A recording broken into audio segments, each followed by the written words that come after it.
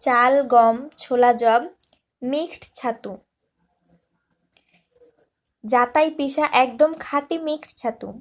আপনারা অনেকেই বুঝতে পারছেন না যে আসলে ছাতু কিভাবে খেতে হয়।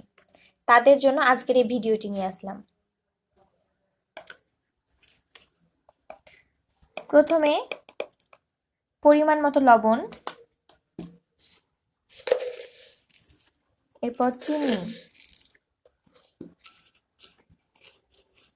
এটাকে ভালোভাবে পানি দিয়ে মেশাতে হবে।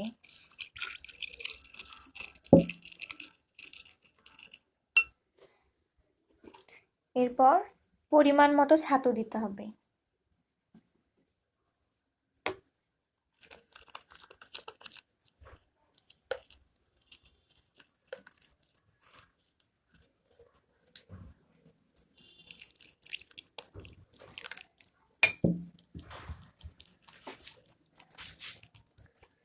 ছাতু দিয়ে এটাকে ভালোভাবে মেশাতে হবে।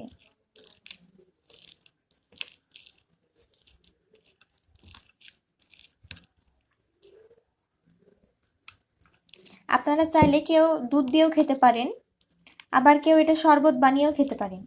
এটাকে ভালোভাবে মিশিয়ে নিলেই হয়ে যাবে ছাতু।